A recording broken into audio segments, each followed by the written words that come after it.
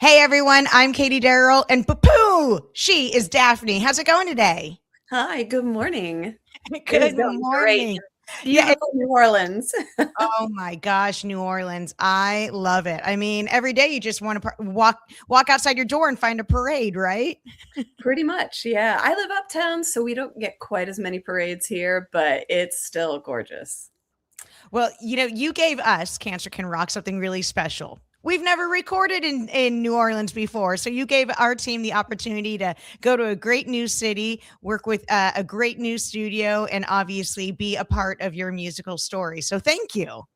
Yeah, I was really grateful that everyone was willing to travel down here, and I'm so glad that the experience that we had was so magical. It was really incredible to work at Esplanade Studios, so Well, from what I heard and what I understood, you did a lot of the heavy lifting for us. We're used to being a team that goes out there and finds the guitarist and finds the drummer and finds all the people. And, because of your rich musical history in the city and with your band and everything, you were able to take a lot of that work off of our plate. Sure. Well, I mean, it's hard to walk down the street in New Orleans without running into two or three people that have Grammys on their shelves. And why not use those brilliant minds, those wonderful talents when you're recording a song like this? Absolutely. So tell me a little bit about your song. What is its title? What is its theme? What is its vibe? So the title of the song is This Side of the Grass, and I actually did not write it myself, which would took a minute to clear everything. A dear friend of mine, John Fohl, wrote the song. When I first started talking with Jim about taking part in Cancer Can Rock, he was like, "Yeah, we're really trying to look for triumphant songs, things about resilience and finding joy even in the hard, dark moments of going through a cancer diagnosis and treatment." And I was just thinking to myself, that's that's not what I'm writing right now. I'm processing my grief in a very different way than that right Yeah. now. And maybe in a year or two when I've had a chance to work through this, I'll be able to write in a more joyful place.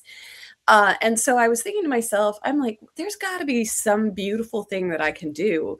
And then it hit me. I was like, oh my God, this song that John wrote, it has given me so much peace, so much joy, and so much comfort. And it's sassy and it's fun. And so I texted John and I was like, "Hey, buddy, what would you think about me recording your song?" And he immediately called me on the phone. He's like, "That would be such an honor. I can't believe you would choose to do something like that." So for him, I think the song was more about just not wanting to be told how to live his life, Hmm. and it has morphed. Everybody that's listened to that song hears something different in it, but for me, it was definitely about resilience. I'm not going anywhere. I'm gonna fight my way through this, and so that's why I chose that piece. Oh, I absolutely love that. And I mean, you said you were prior to this, the songs that you were writing and kind of leaning into were the sadder songs.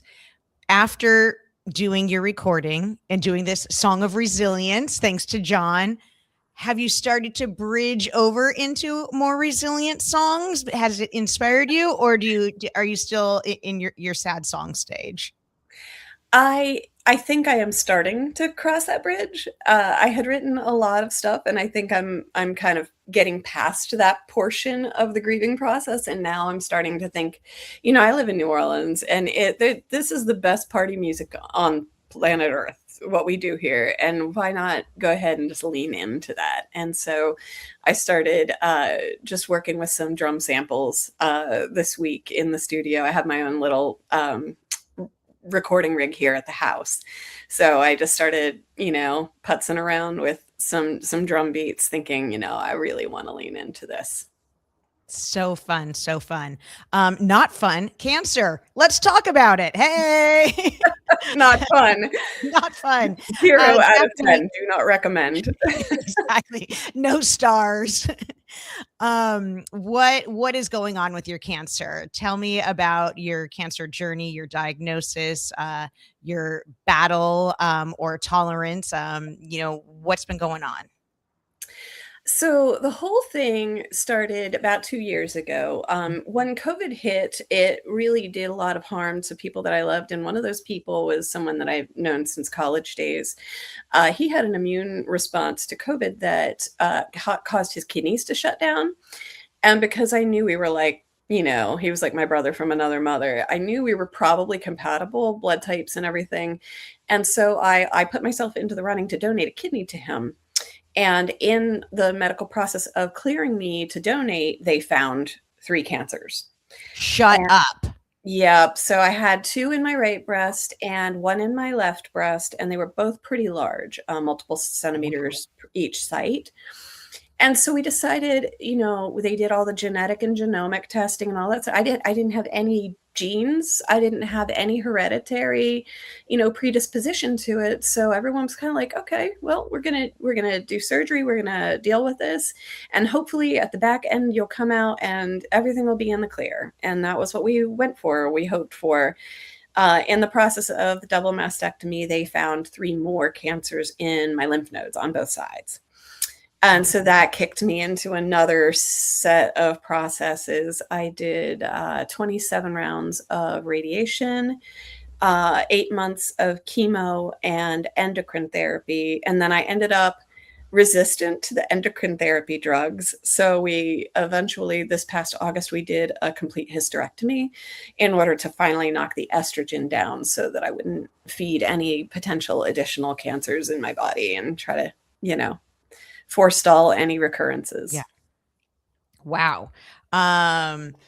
What a bizarre way to find out that you had cancer. There you are going in trying to help, be the hero, if you will, and then to, get knocked down yourself. I'm sure that was a huge blow but also thankful that you went in to do that, right?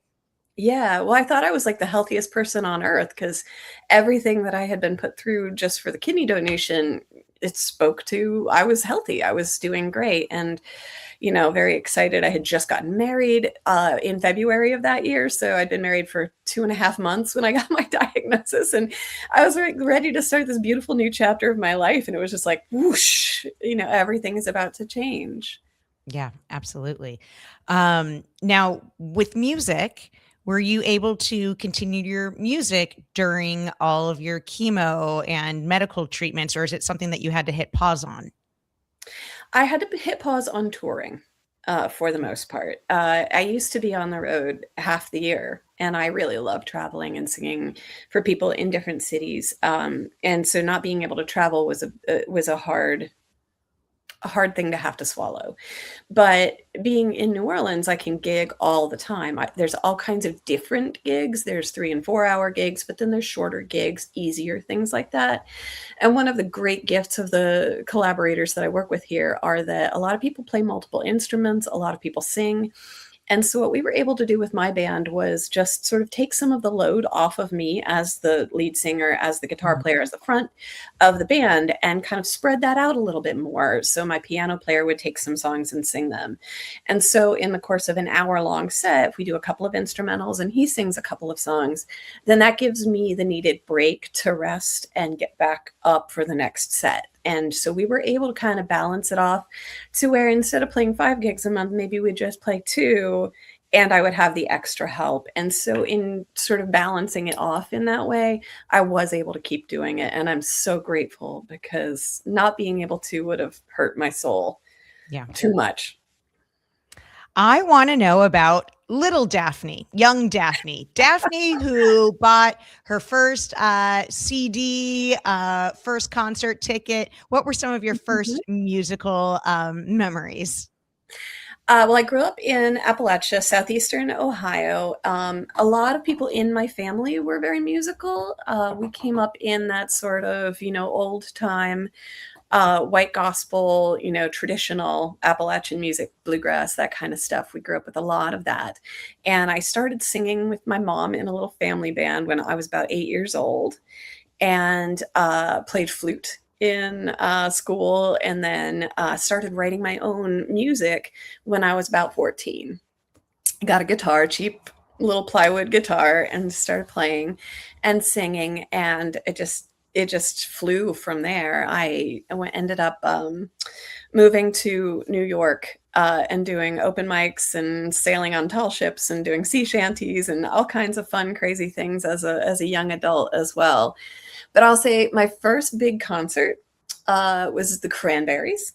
That was my first like in a huge like arena style like concert with and that was on the No Need to Argue tour with Toad the Wet Sprocket opening on the Dulcinea album, and it was awesome. I still have the t-shirt somewhere. It was incredible to see this beautiful woman getting up there and just rocking out. It was so inspiring.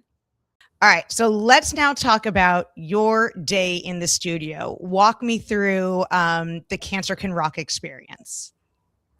So we got to the studio in the morning, and it was a space that I had never worked in before at Esplanade, and I worked just around the corner from it, so I'd walked past the building a lot of times and never really noticed it, but I knew the reputation of the place and, of course, of Misha, who runs it. And it is a stellar, beautiful, it's an old church, so stained glass windows and a huge calliope and just the most wonderful sounding room that I ever worked in. And so we get in there and you're just filled with this kind of reverence about the space and about the reputation and all the amazing art that's been made in that room. And we get there and everyone starts to show up and it's just instant camaraderie. Everyone was so sweet and professional and giving and loving. So we set all of our stuff up in front of mics that, oh my goodness, just the most brilliant gear, most amazing sounding stuff you could ever dream of working with. And I was able to bring in some of my favorite collaborators. So we all just got along beautifully. It was really fun. We were high-fiving by lunch. We were just like, yeah, this is the best experience ever. And just even hearing the playbacks in the studio of how things sounded as they were being recorded before they were even mixed was really incredible. And I'm so grateful to be able to have worked there. Well, thank you so much for spending time with me today, for sharing your story, for being a part of the Cancer Can Rock story and family. And I'm really excited for us to debut your music. So thanks so much, Daphne. I appreciate it. Thank you so much. We really appreciate you guys coming to New Orleans, and we had such a phenomenal time. Thank you.